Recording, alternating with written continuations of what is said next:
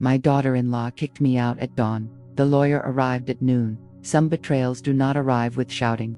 They arrive quietly, at the hour when the sky is still unsure whether it wants to be day. The morning my daughter-in-law told me to leave my own house before sunrise, she believed no one would ever question her version of the story. She was wrong. But at the time, I said nothing. I am a grandmother. I have lived long enough to understand that life rarely rewards the loudest voice. It rewards the patient one. I was not born into comfort. I earned every small stability I ever had. My husband and I worked ordinary jobs. He fixed machines. I cleaned, cooked, and did whatever work was needed. When he died, the house became quiet in a way I cannot properly explain. Not empty, just heavier. I stayed. I raised my son inside those walls. I watched him grow from a restless boy into a man who believed the world would always make room for him. I did not know then that one day, I would be the one being pushed aside. When my son married, I welcomed his wife sincerely. I believed family was built through effort, not blood alone. At first, she was polite. She thanked me for meals. She complimented the house. She smiled often. But politeness is not kindness. It is sometimes only preparation. The changes were small at first. She reorganized the kitchen without asking. She moved furniture because it was more practical. She spoke about the future as if I were not included in it. My son watched quietly. Silence became his habit. Over time, I learned the language she used. You don't need to worry about that. We'll handle it. You've done enough already. Enough. That word followed me. I had given my life to that house, to that family, and suddenly, I was being thanked like an employee whose services were no longer required. The first time she raised her voice at me, my son was not home. She stood in the doorway, arms crossed. This arrangement isn't working anymore, she said. I asked her what she meant. She sighed, as if tired of explaining something obvious. This house needs to move forward, she said, and you're holding things back, holding things back, holding things back. I nodded. I had learned not to argue with people who had already decided what they deserved.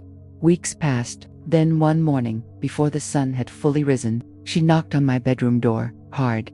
This needs to happen now, she said. She handed me a bag. Inside were some clothes. Not all of them, just enough. You should go, she said. It's better this way. Better for whom? I wondered. I looked past her. My son stood in the hallway. He would not meet my eyes. That hurt more than the words. I did not shout. I did not beg. I picked up the bag, because sometimes dignity is choosing not to give people the satisfaction of your pain. I stepped outside as the sky slowly brightened. The door closed behind me, and just like that, I was no longer welcome in the home I had paid for, maintained, and filled with decades of quiet sacrifice. But as I walked away, something else walked with me. Clarity. They believed this was the end. They did not know that the day had only just begun. When the door closed behind me, the street was still quiet. That early silence felt heavier than any insult. I stood there for a moment, holding a bag that carried only a fraction of my life, and I realized something painful and simple. They had planned this. This was not a moment of anger. It was a decision. I walked slowly, not because my body failed me, but because my mind needed time to understand what had just happened. Neighbors passed by without noticing. Cars drove on. Life continued, indifferent. And I understood that abandonment does not always come with witnesses. I stayed with an old friend that morning. She did not ask many questions. She did not need to. She made tea. She listened. That was enough. By midday, news had already traveled. People speak when they believe their version will not be challenged. A neighbor called my friend. She left willingly. My daughter-in-law had said she needed peace. It was her decision. I almost smiled. There is something revealing about lies told too easily. Days passed. My son did not call. Not once. Silence from a child you raised feels different than silence from a stranger. It carries memory. I learned quickly how invisible I had become. Family gatherings continued without me. Holidays were planned without asking. My name disappeared from conversations. I was no longer inconvenient. I was erased. One afternoon, I walked past my old street. I did not stop. I saw new curtains in the windows, boxes by the door. They were settling in, comfortable, confident. I heard later that my daughter-in-law had begun telling people she was handling things now, the house, the finances, the future. She spoke with authority she had never earned. It would have been easy to confront them, to demand explanations. But age teaches you something valuable. The loudest reaction often gives power to the wrong people. So I stayed quiet. At night, I lay awake thinking of my husband, of the promises we made, of the years spent building something meant to protect family. I did not feel anger. I felt resolve. That was when I made a decision. Not emotional, not dramatic, practical. The next morning, I dressed carefully. I chose my coat. I gathered my papers. And I walked into an office I had never needed before. The sign on the door was modest. Law offices, property, and family matters. I sat down. I waited. I did not rush, because this time, I was not asking for permission.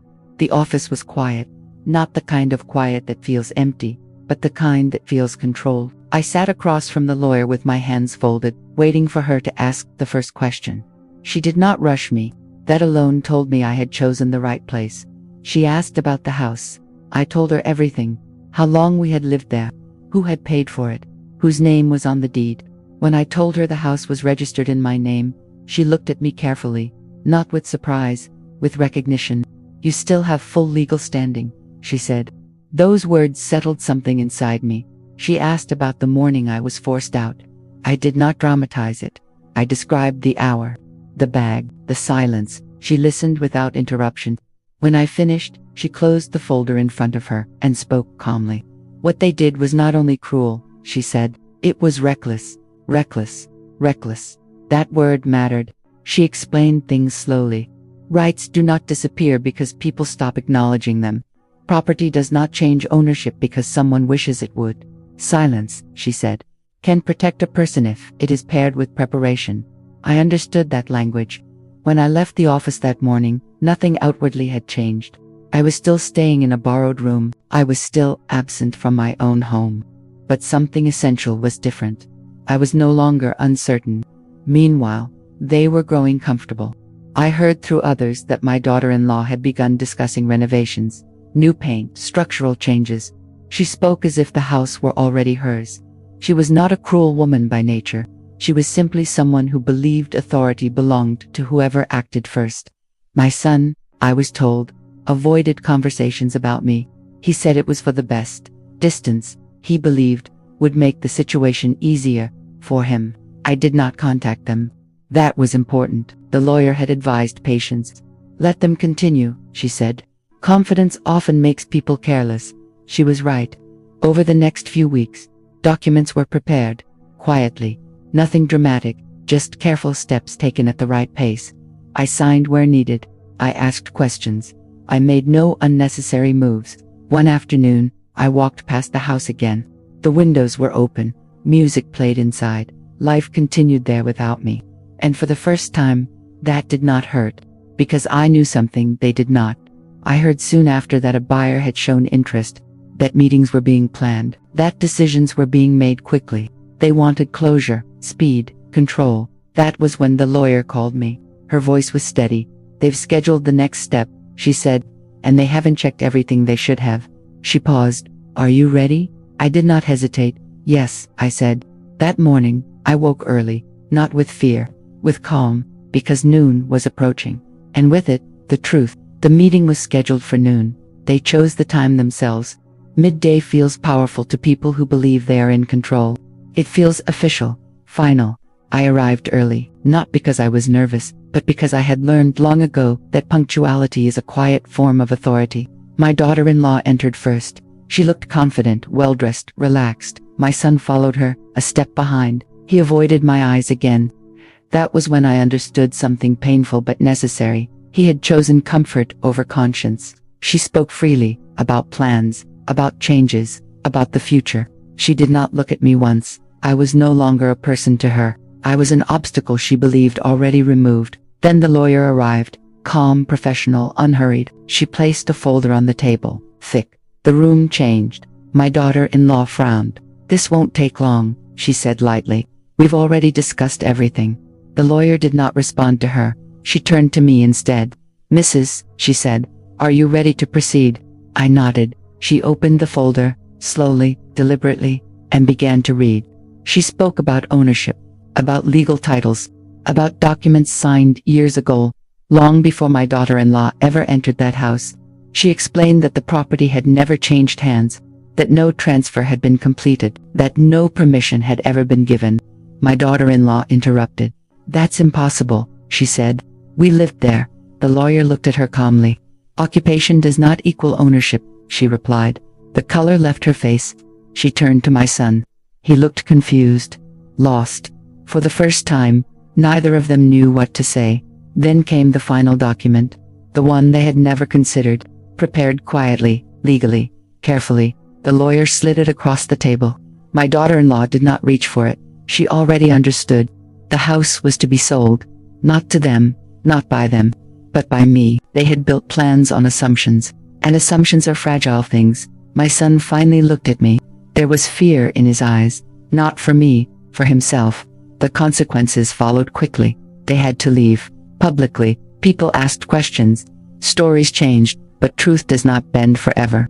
I returned to the house once more, not to live there, to close a chapter. I walked through each room. I thanked the walls. I remembered my husband. And then, I let it go. The sale was completed. Fairly, legally, without bitterness. I live quietly now. Smaller place, peaceful mornings, and one certainty. Family does not grant the right to disrespect. Age does not cancel dignity. Silence is not weakness when it walks beside wisdom. If you are listening to this, remember, patience prepares justice, and dignity, when protected, always returns stronger.